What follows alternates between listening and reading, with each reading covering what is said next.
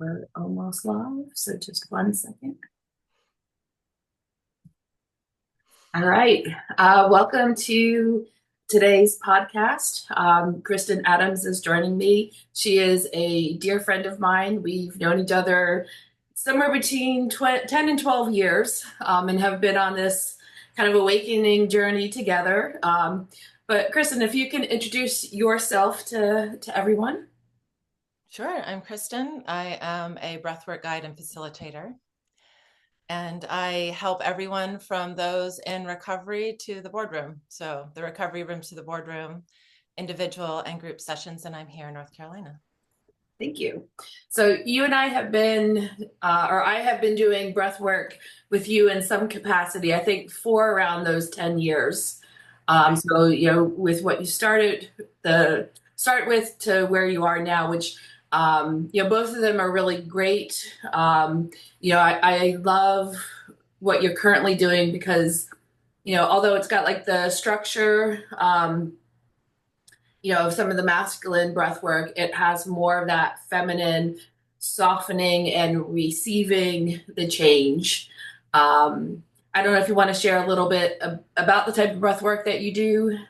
Yeah, let's go back to the beginning. So since we pitched this conversation as like chaos and change, the first breathwork technique that I learned, which is the first one that you did with me, was higher brain living, which has contact points along the body to elicit a huge shift in energy and a huge shift into the heart, into the higher brain, out of fight or flight. And it was awesome. It was like my first experience with the breath and with feeling and a massive shift in stress and a real release of trauma in a way that I didn't have to intellectualize my way through because I am a very like intellectual, I can figure this out, I can make this happen. And I was going through my own like deep trauma work at that point. And that was the first technique that I learned. And it was amazing. And I decided to first go with that technique because I just felt so much of a shift in myself during a moment of chaos. Um, but what I love about the breath is that you can do it for yourself. And so that's what I'm teaching now. And I would consider myself just someone who shows you where the light switch is and then has you turn, invites you to turn on your own light switch to guide your way out of the darkness. Yeah. And that's what breath did for me. And that's why I got so excited about it. It was almost like watching someone speak a new language in their body or walk for the first time after they hadn't been able to walk. So Yeah. And that guided breath work, because I've also had experiences with other breathwork facilitators.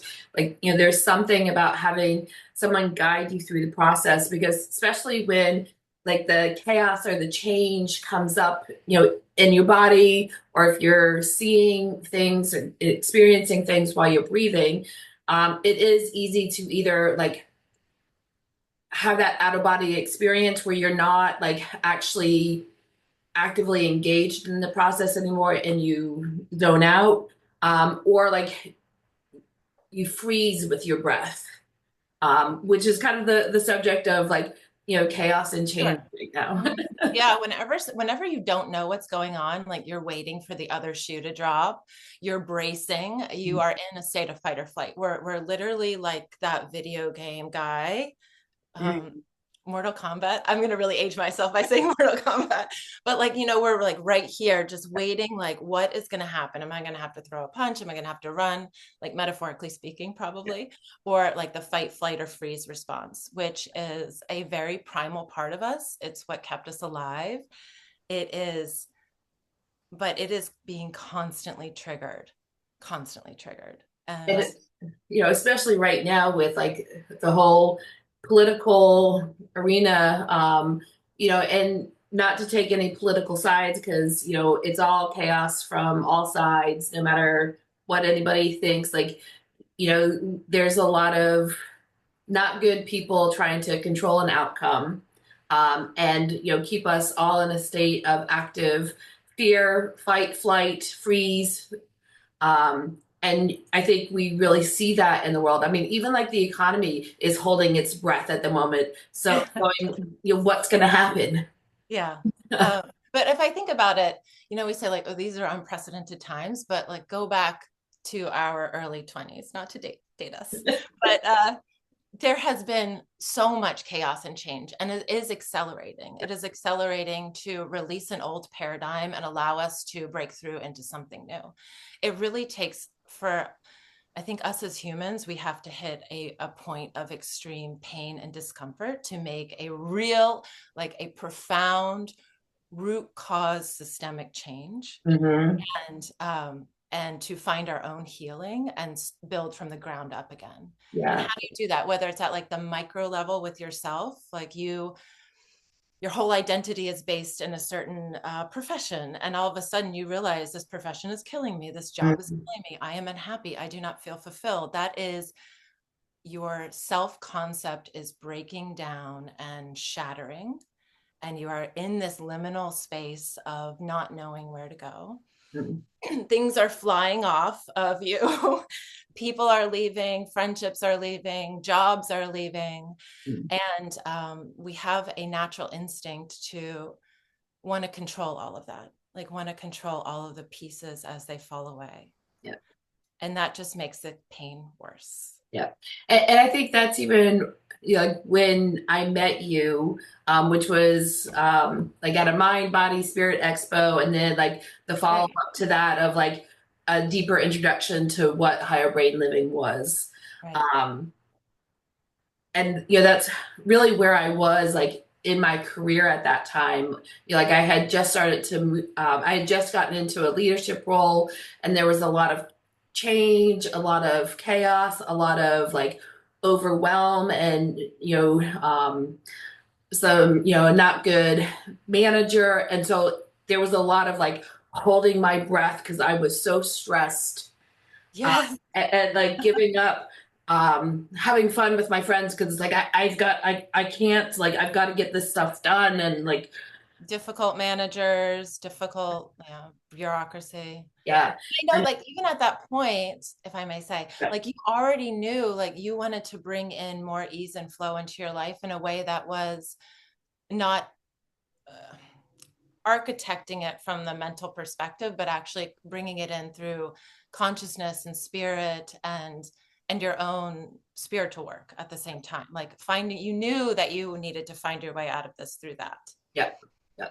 And also, you had your own gifts at the same time that you were already I was off. slowly starting to open up to all that. Like I was doing, Yeah. massage at the time. I had learned the Akashic records at that time, but I still wasn't like I wasn't fully embodied at that time into what I was offering. Yeah. So, like being able to like be really solidified in knowing what my gifts were, and what I was here to do. So like, the breath work over the years. And then you also got me into access consciousness, which was like, I the brought you through a lot of Um, and it's like been having to hold the points, like that was the first time where it's like I gave myself permission to just sit there, because, and then like that's when my vision really came fully on. Um, yeah, because it was like, you're breathing, you're holding those points, you can't do anything else. Um, and so like everything really activated in that, and I was doing a lot of breath work at that time as well. Mm, So and body work, so like all of that was just really, it is body, the breath, it's what's in the Bible. It's how the Bible starts, through the breath, through the word. Like we can't speak if we don't have breath. right.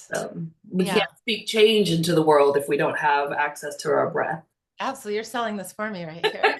So the that you mentioned the feminine aspect. So like masculine and feminine being in balance in terms of just energetic qualities. One is like driving and pushing and like thrusting through, literally, the masculine, and then the feminine is receiving and holding and nurturing. And a lot of times people say that my breathwork style is very feminine.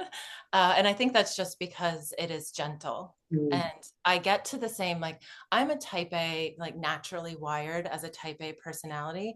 I had my own business for many years. It was like I've sold millions of dollars in products with that business. I had employees. I had a very expensive commercial rent space. I had all of the like very like masculine oriented driving things. I want success. I want to do things in the world. And but bringing in the feminine, the creator feminine, and also the guiding intuitive feminine into that. But sometimes it gets a little bit dampened by the intellectualization of the masculine and the check, like the quotas and all of that stuff. So it is, I think for me, breath has been very my gentle, natural breath technique. I've gotten to the same space. You can get to the exact same space of success and balance in your body and in your surroundings gently. Everything is driving and difficult and hard and competitive.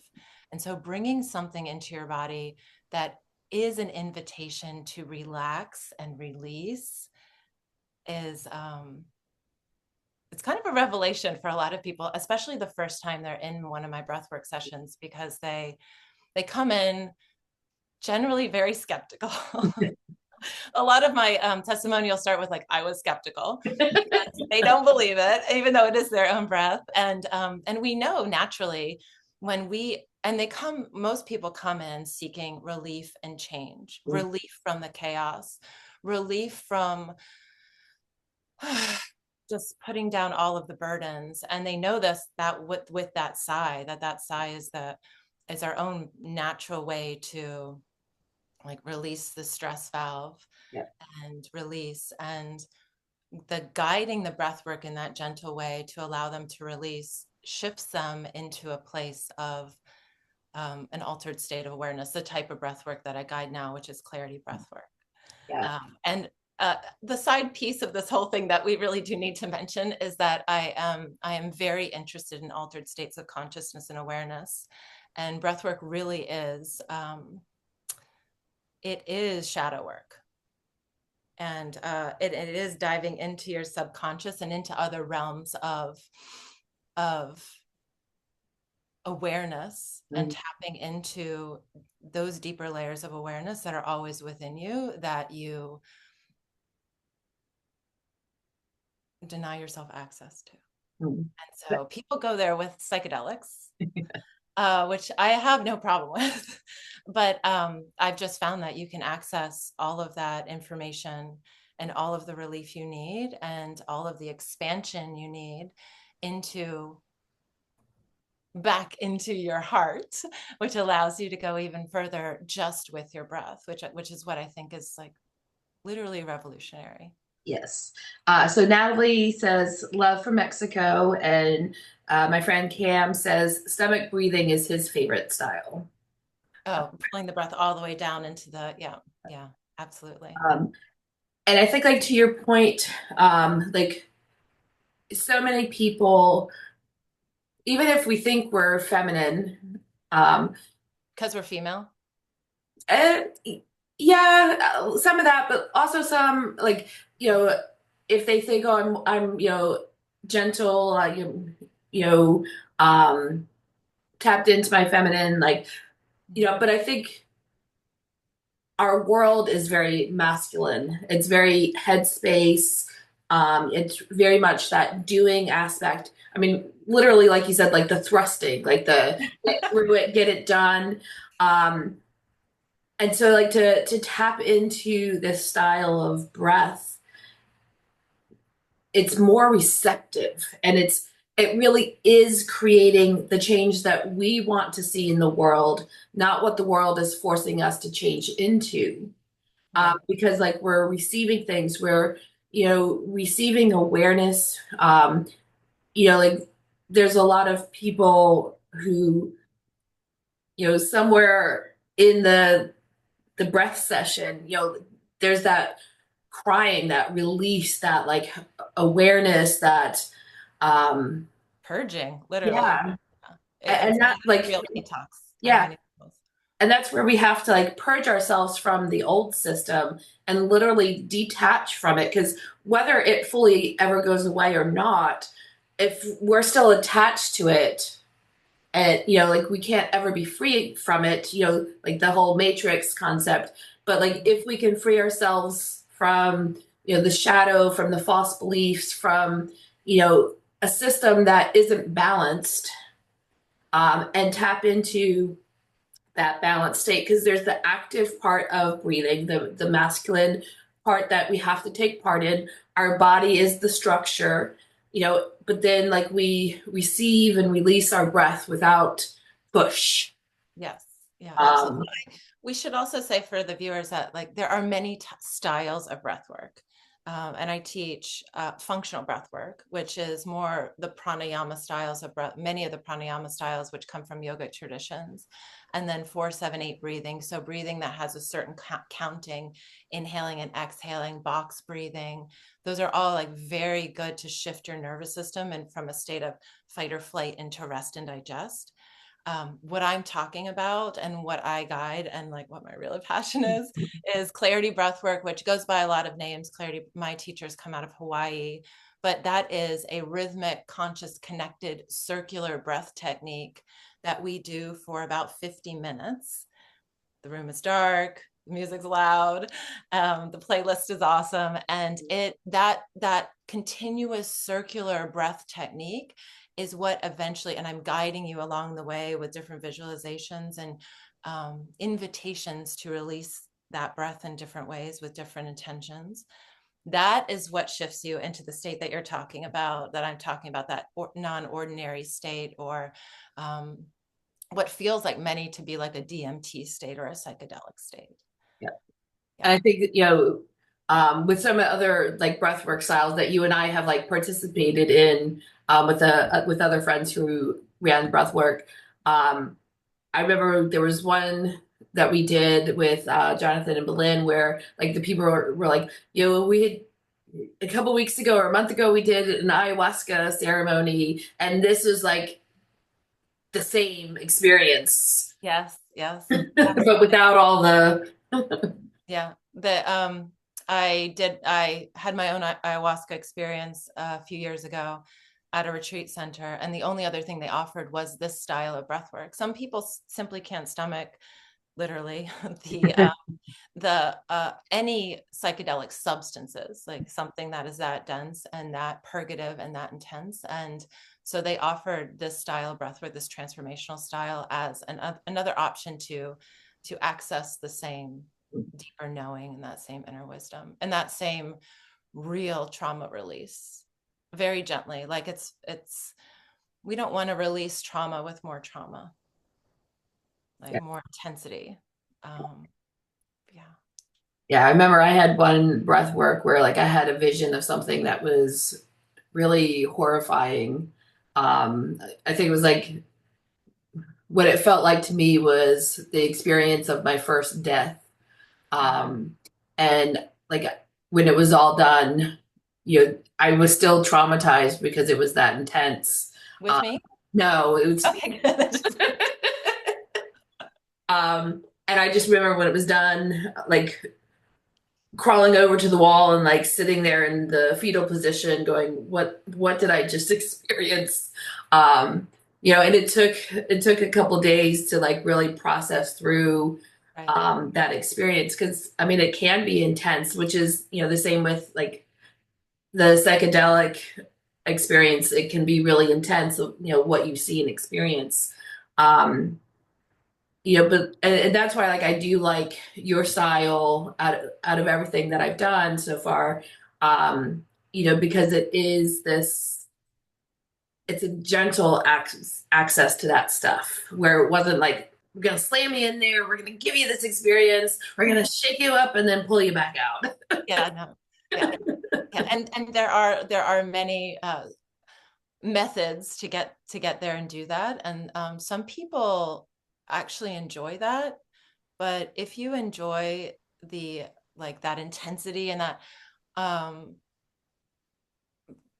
it is possible that you are still in the same dopamine loop, like you're in the same loop of fight or flight, Mhm. like a roller coaster, or like, and when what you really may need for your healing is to give yourself an ability to shift into a state of awareness where you come back to your heart, you come back to your body, you self-parent. A lot of times I guide, not every session, but sometimes if I feel the energy in the room is asking for it, I guide people through inner child healing during the breath work, where they go back and do some self-parenting.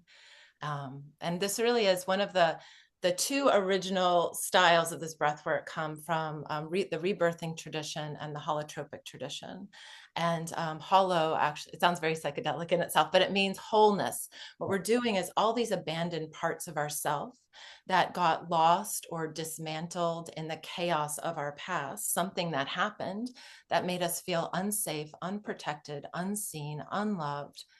We compartmentalize it and we shove it behind us, and we forget it exists. We want to forget exists, deny it. We break it off a part of ourselves, which The soul is an project. illusion, but we try to keep ourselves safe in the midst of chaos. And a lot of times that chaos happens very early in childhood. And then we have this gnawing pain or sadness or grief that follows us around through our entire life, and we don't know why. Mhm. And we do all kinds of things to give ourselves like little dopamine hits, or some people become adrenaline junkies, and some people numb it out with drugs or alcohol, or become like experience junkies in different ways to get these like boosts of a high, because their baseline is so low because of the weight of trauma that they haven't been able to exhale Mhm. and release, and then and to collect all those parts of themselves that they've had along this like whole hero's journey, and reintegrate them, make meaning of them and purpose for themselves. And so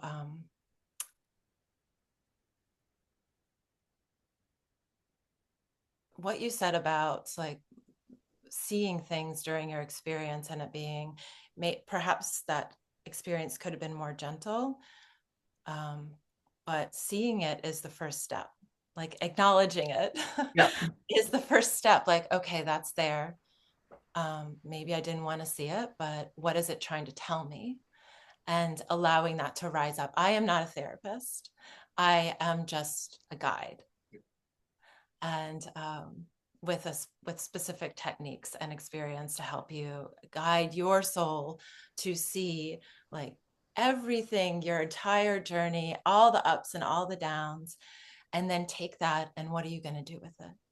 Yeah. And unpack it with a therapist, journal about it, write about it, make meaning of it, create art with it. It is a real catalyst for creativity and art. Have you Yeah. noticed that? Because you're an artist. Well, kind of. I think you're an artist. I think so. I mean, it's definitely been through the years of like opening myself to and to like get out of my head with like, oh, I have to create this vision, and more like allow things to unfold and be and become. But definitely like with that one experience that I had, it was a couple of years, or a few years of kind of continuing to work through that, what came up, including, journaling, more stuff to like move it out of the body, other healing modalities around it to like dive deeper and release the trauma. So whether or not like a more gentle breath work would have allowed the moving out of through that, more easeful. Everything happens for a reason. Yeah. I might not have been able to access that, with more gentle, and obviously it needed to come up and come out. So, everything happens for a reason. Right. Cam says that his sobering reality is enough of a psychedelic experience. And then he says he smokes cannabis because it helps access high vibrational states. It helps him unlearn to relearn, and it helps him integrate into the ether access parallel realities through the breathing, through the heart. Beautiful. Yep. A lot of there are different techniques that use different plant medicines along with breath work to accelerate that expansion as well, which I think is what he's alluding to. But yeah, sure. Yeah. Some um, people are so sensitive that the breath is all they need, and sometimes all they can use at the same time. So, and speaking of substances, I do when I said like the recovery room to the boardroom, I work at a detox center that is helping people detox off of substances when they know that they are leaning on substances just to keep it moving and get through their day, and they're becoming catabolic. They're no longer like a helpful aid or something that they want in their life, to detox off them fully. yeah. Everything from benzodiazepines and prescription drugs to alcohol. And there are people, New Waters specifically is where I work, and once or twice a week leading breathwork sessions.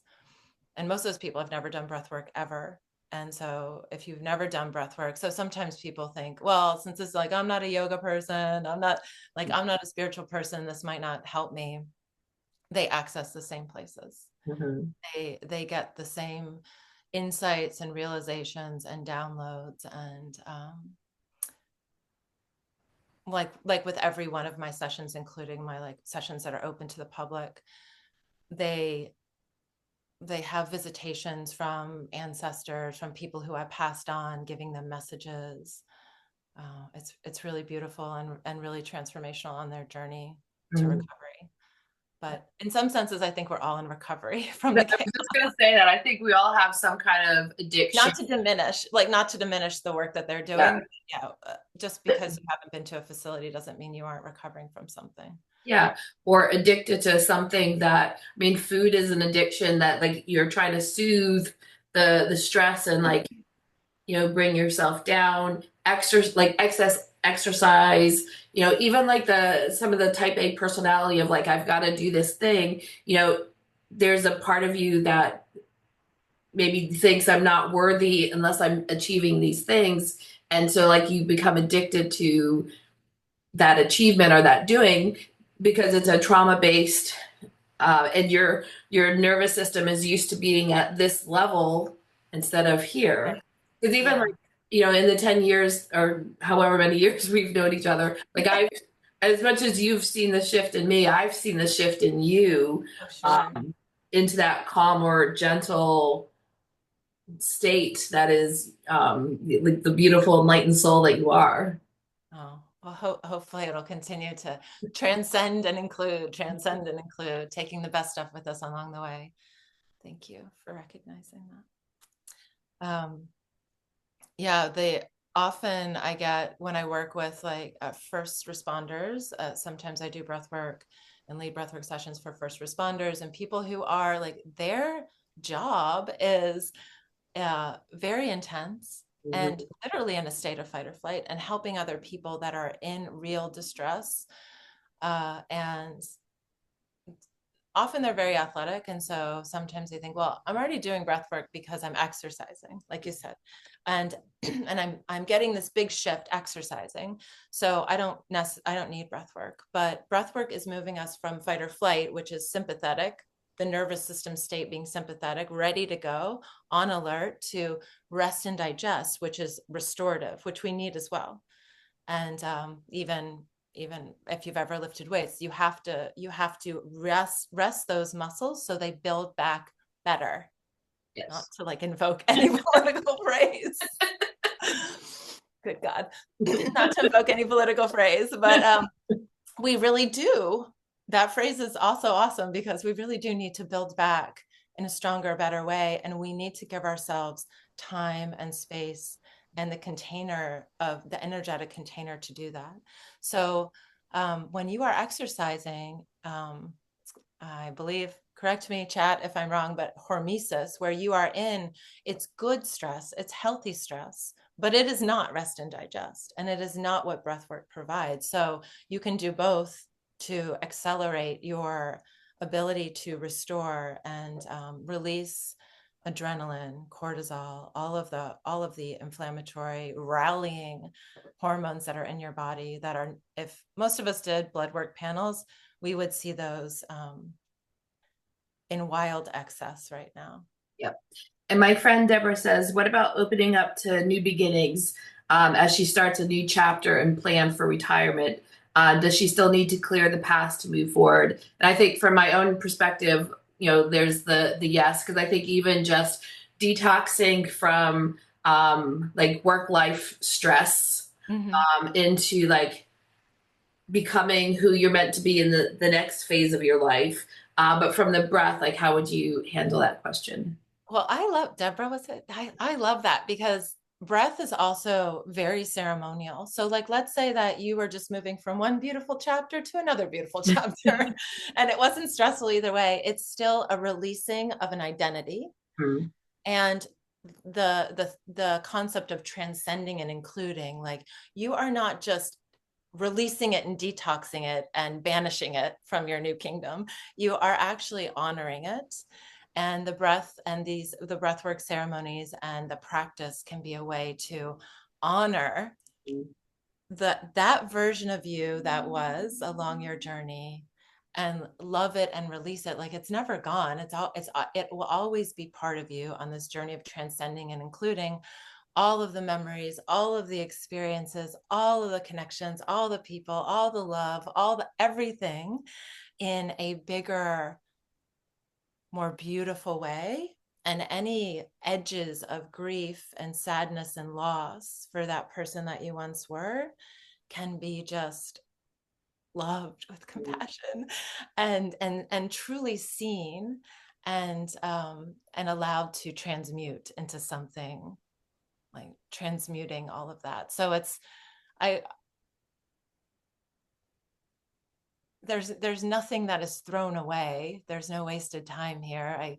I say the exhale, when you exhale all of that bad stuff, like all the things you want to get rid of, it's really, let's reframe it to composting. We're composting that. There is no wasted time. There is no wasted experience, but some things are meant to serve a new purpose. And sometimes that new purpose is fertile soil for your future. I like that. I think like that's like one of the stories that Jesus spoke of often was um, bringing everybody to the table.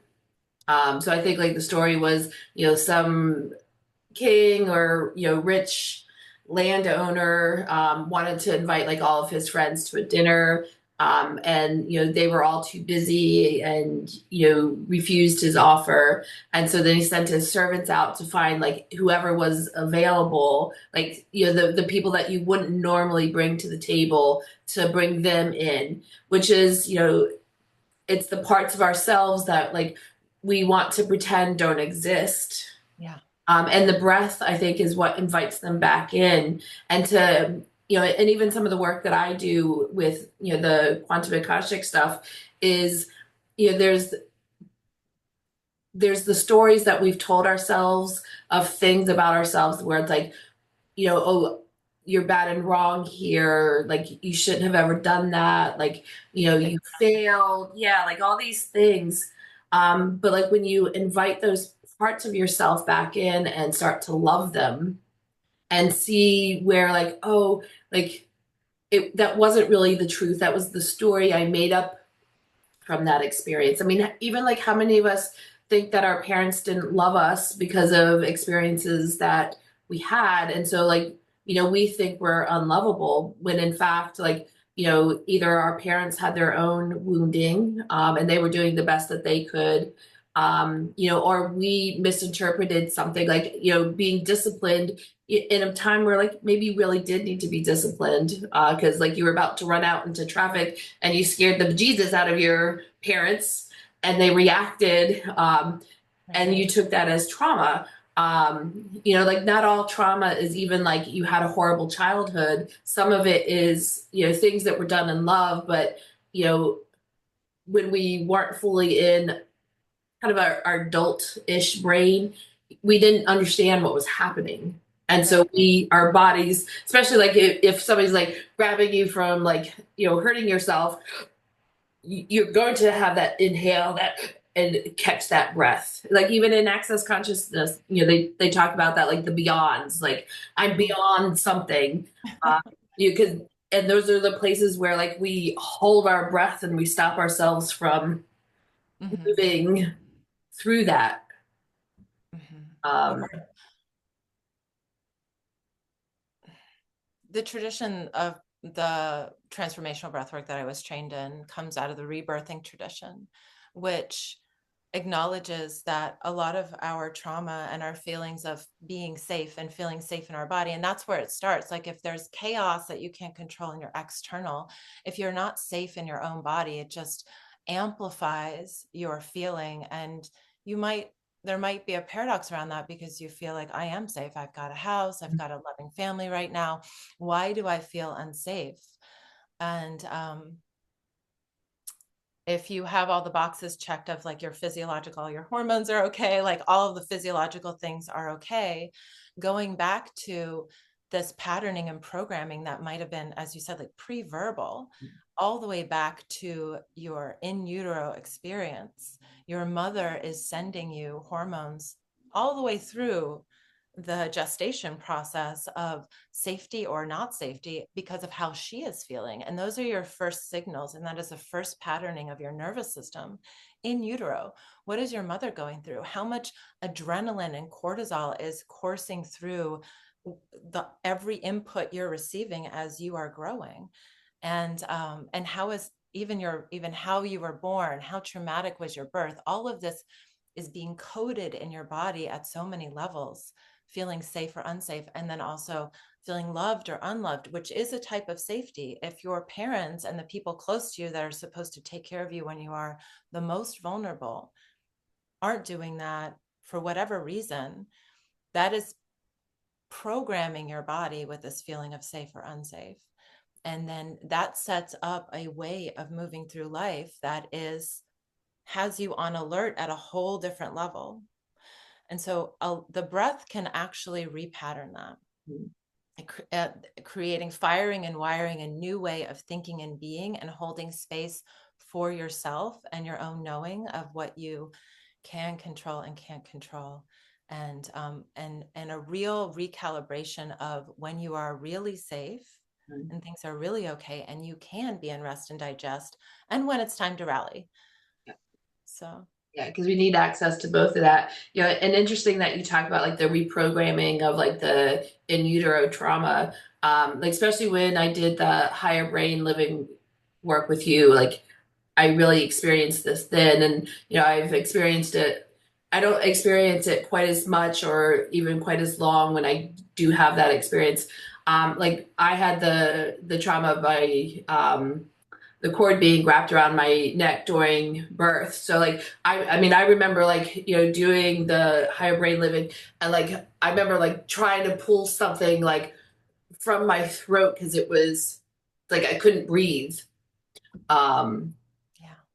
and so like the breath work over the years has definitely helped to release that, and even to like I remember one of the times I was having that experience, and I was struggling to even just bring the breath in, um, and realizing that one, I was still alive, that like whatever, like, because it felt like something was attacking me, through that breath. There's breath sessions, um, like being able to realize that even like in that moment, feeling like I could still, there was a little bit of that breath that it could not take from me.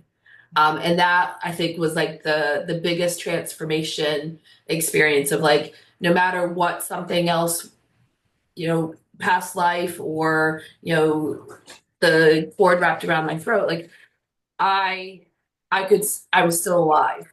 You know, past lives, I was still like that part of my soul was still here. And that it really does like rewire the brain to realize we are this continuous energy, this continuous soul, and it cannot be taken from us. Absolutely. Wow, that's yeah, yeah. So the modality, so even the modality has changed, the modality I'm doing is different, but it still accesses like, and that's probably because I'm attracted to these certain modalities that are all in this very specific camp, because they feed something inside of me to, I'm a, I'm just an endless curious person. And I want to transcend and include myself. Like, I feel like that's part of my journey here on Mhm. this time around is to really go deep and to explore my own consciousness and move through, you know, I I have not gotten even to the age I am without my own traumatic experiences that I've had to breathe through. And just because I'm doing this work doesn't mean that I'm not also like living a human life, having traumatic experiences and chaos happen around me. I just respond to it differently. And I hold grief and release grief differently than I used to. And when things don't go my way and my own temper tantrums, and I am on the mat as a breather, breathing, allowing other breath workers to guide me through it so I can continue to do my own release work and self-exploration.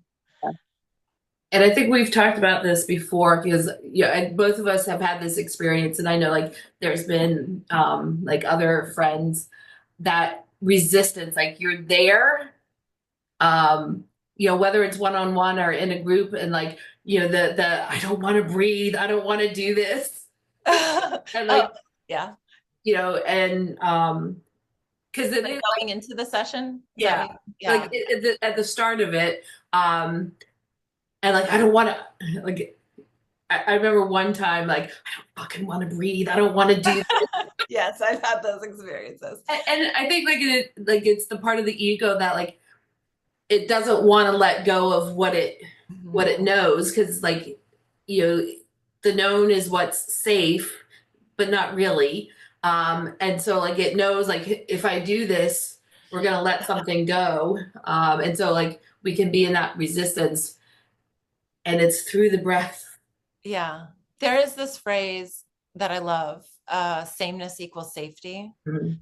And your reptilian primal part of you that has kept you alive and your lineage for hundreds, thousands of years has kept you reproducing and alive up to this point doesn't care if you're happy or not. It just cares that you are breathing, eating, and have the possibility to reproduce.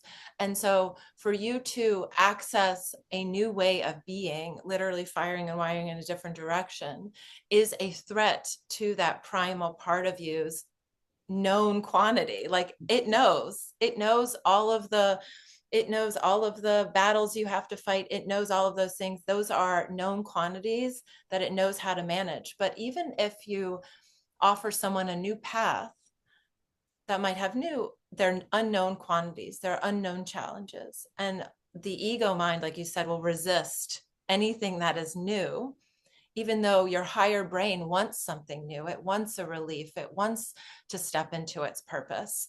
The primal part of you will keep holding back, like, no, I don't want to breathe. I don't want to change. I don't want to, I'm okay. I'm white knuckling myself through this, but I'm dealing with it. And for me, the upside's worth the release of it. But I do not infrequently go into my own breathwork session where I'm the breather, resisting it for the first 5 minutes. That's why having a facilitator or practitioner work with you and create a space that makes it safe and guides you through it and allows you to push through into that deeper point of awareness is often what it takes. It's kind of like massaging yourself. It's hard to be fully in a state of relaxation and release when you're also trying to like massage your own muscles into relaxation. And from that analogy, as a massage therapist, like you can't reach certain parts of your own self, which is why you need like a facilitator to help you, to guide you, to feel in the energy when it's like, you're almost there. You're like, and that's where like, having awareness of other styles, like you can guide somebody to go a little bit deeper. Like if they need to have a little bit more of that harder masculine style for, a few moments to like push through that, you can guide them there. If they need to like pull out a little bit and soften and go underneath the chaos, because sometimes like the path we think we have to go, isn't, we can go through it in a different way and be able to release it from a different or a different angle. Right. Yeah. Like that's what a facilitator is there to help Right. them. That's the different styles of clarity breathwork that I guide. One is group session. So there are multiple people in the room on mats. You have an eye mask on. The room is a little bit dimmed or dark, and the music, the playlist is very specific to ramping up to that point of breaking through to the other side where it gets a little bit faster, and then gently landing that plane. And the music also helps facilitate that rise and release of held, stuck energy. And then on the one-on-one side, just one person on the table with me, breathing in the same pattern. I'm guiding them. But as those points of awareness are coming up, things like those aha moments, even my company name, Satori Minds Breathwork, Satori means a sudden moment of enlightenment. Mm. And I can't think of a better word than that one for what breathwork, the style of breathwork offers, is a true like breaking through moment, an aha moment of enlightenment. An aha, literally breathing into it. On the table, when it's a private session, as those moments of enlightenment occur, my clients can speak them out loud. And instead of just holding them in that moment, they can allow them to unravel and say them out loud, which might sound wild if you've never experienced this, but it really does accelerate the deepening of the awareness as you speak it out loud. And I guide that subconscious, let's call it, conversation and into their own knowing and deeper truth as they're witnessing it. Yeah. And I think, that's that aha moment, that like that moment of realization of something. I think that's such a great analogy for like every experience I've had breathing with you. Like reaching that moment where it's like you realize something. And then like once you like for myself anyway, I can't speak for the other people, but like, having that realization and then just like expanding it and working with it until like the end of the session of like, really Yes. feeling into it, which would be I guess the same like speaking it in a one-on-one, but like that's, been my experience. Yes.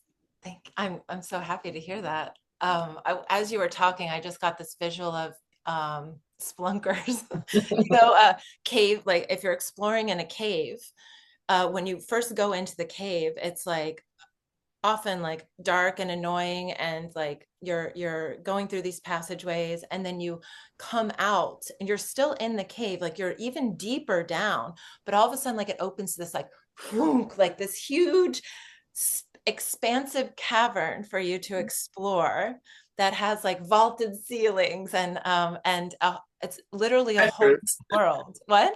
Treasures. Treasures. Yeah, exactly. Like Goonies. Getting like you really do like tap into a new level of treasure, but it's like this room in your house that you never knew existed that has all this great shit in it.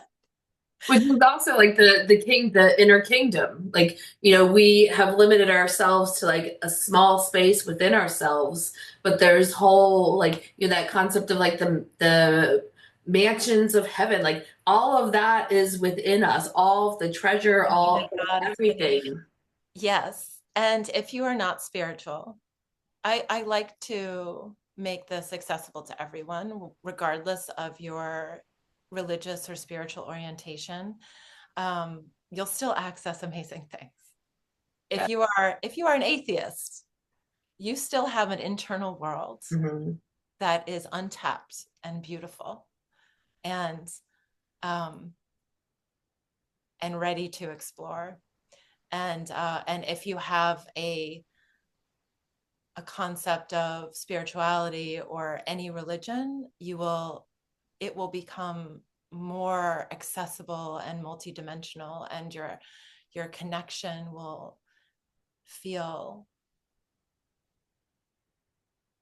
warmer and more brilliant and just more present through this work. Yeah. One of the most profound experiences I've ever had in breath work, and it was with Jonathan and Belin.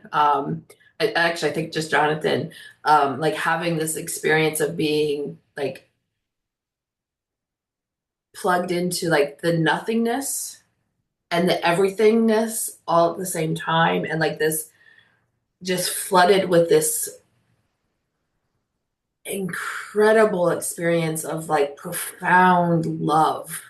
And I mean, I've shared this before, like just like wanting to touch everybody and like do you just need to experience this love? Like I just wanted everybody to feel it because it was so, it wasn't overwhelming in the sense of like I want to escape from it, it's so overwhelming. It was just I wanted to expand with it, which is like it is that creative process, love, that the tapping into like the true essence of what spirituality and source is, regardless of religion. It's all the space around us is that. And Cam says breathing is multidimensional. Oh, totally. That's it's ineffable. Yeah. Ineffable in the fact that it's very hard to put into words. If you know, you know. You have to. We've been talking this whole time trying to describe it. And Every experience is different. yeah, also because you are never the same person. You never step into the same river twice. I love that. You're bringing new stuff, new chaos, new things that you're managing, that you're trying to understand into that session. And that's why it's really good to have them to do these sessions once a month, every 2 weeks, something that is frequent. So you're constantly allowing things to process through you instead of holding on to them and gnawing away at them for years. Allow them to process through you, get the awareness, have the compassion, have the love for it, allow it to process through you, up and out, creating more space for something new. Mm. And yeah, that's why I also offer these sessions every month for everyone, and then individual sessions as well. And I think, going to the point of like, you know, no longer being the same and like accessing things differently. I think that's true of like, whether you're doing hypnosis, Akashic records, quantum healing, all that stuff. Because there's that concept of like, if I see something, like, is it real? Can I believe it? Where is it coming from? And sometimes it really doesn't matter, like whether what you're experiencing or visualizing is like a true experience or a true past life. A lot of times the experience is what we need to have in order to understand something, to feel something, to process something, versus it needing to actually, this was your past life. It's like, no, this is something you just need to process through. It's coming up. What you're seeing, what you're experiencing is happening for a reason to move you through something. Right. Yes. Yeah. And sometimes it's very metaphorical. Sometimes it's very poetic. You have images that are your subconscious, just like in the dream state, trying Mhm. to reach you in a way through metaphor or through imagery that might not be something concrete, but more poetic. So you understand the message. And I know that you mentioned crying. I should say this. It's very often, sometimes I have groups that are all men and they've heard about this style of breath work and they think they're like, I don't know if I'm going to cry. I don't think I'm going to cry. Or there is a real permission giving that you have to give yourself to have whatever experience is meant for you to rise up and allow it to come out, however it's meant to come out. So during the breathwork session, I'm breathing in all different like I am toning on my exhale and breathing on my exhale in a way that I feel the room is leaning into exhaling. And often that grief and anger, like the grief is under the anger, and like there are layers of these feelings that have been held down and suppressed and never given the space to rise up and release ever. Like Mhm. they've been numbed out, drowned out with substances or just with sheer will, ego will. And it is very frequent that people cry, and it is amazing. Like the cry on the other side of releasing, there are even stress hormones that they have identified in tears. Like it's a physiological way for us to release stress.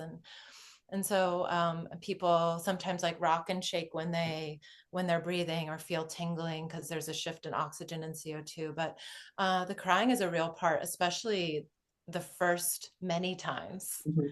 you do a breathwork session, because there are so many layers of trauma and drama and grief and chaos that you have to move these big boulders aside to allow something to rise up that is lighter. Yeah. And I think in our modern society, because we have to pay our bills, we have to go to work, we have to do You these got to keep things. it moving. Yeah, we don't give ourselves the time to work through and release the things that are happening. I mean, even just, the simple, like, heartache from, ending of a relationship. It's like you might have a weekend to like cry, and then like Monday you gotta get back up and, go out there and deal with life. And so like you said earlier, you've got to compartmentalize, and, put things, I'll deal with this later.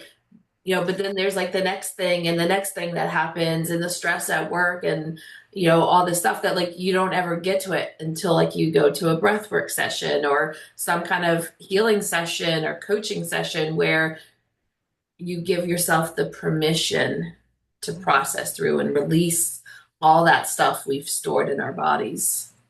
Yeah. I had one client at the end of the session was like, that was better than 20 years of therapy. Just because it was such a release. Like therapy definitely has its place. And I think it would have been ideal for him to take everything from that accelerated session that he got with me back into therapy. So he could have been like, okay, this is what I saw. This is what I released.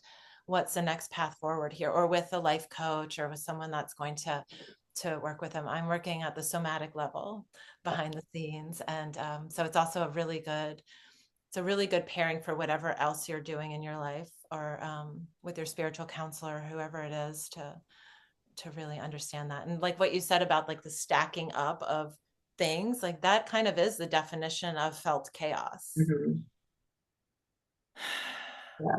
And I think, I know like you and I have talked, and I have some programs where, it was a 6 month. It's still there. I haven't necessarily moved forward a whole lot with it, but like releasing things on multiple levels from, like a timeline repair from like what happened to you in this lifetime. Let's, clear that. Then let's, clear things out of the body. Let's clear things out from the past life, and then, have a breath work session, to then release things really from the body, from the breath, and anchor it in, just reinforcing that new way of being, the new things that came in.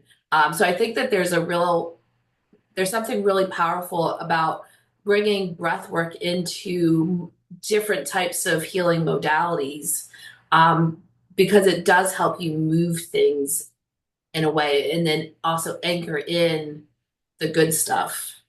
Mhm. Um,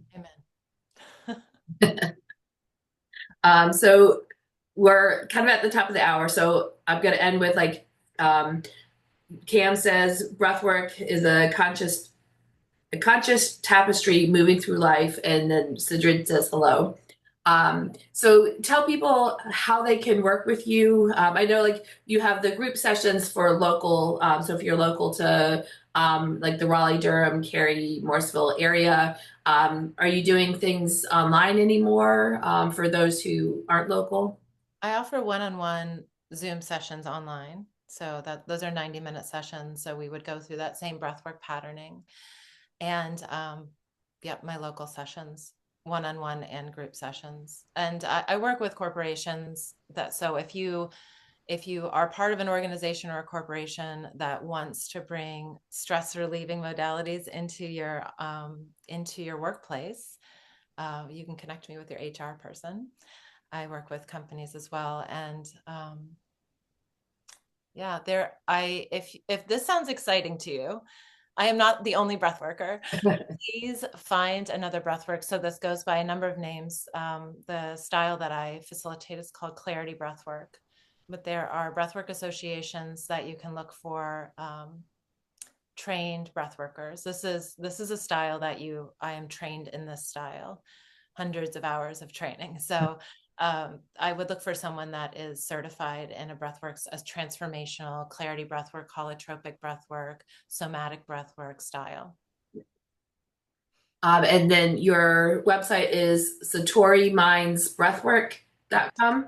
Yes. And I'll put that in the comments, and if you're watching on YouTube, it'll be in the description so you can find out more information and connect with Kristen. I love her. I have firsthand experience with her, and she's definitely a person to have a breathwork session with, especially to in that way where it's like this beautiful guided um, soft but powerful approach to working with the breath and working with all the parts of ourselves. Deborah says thank you so much and have a wonderful day. So thank you so much for being here, for having this wonderful conversation.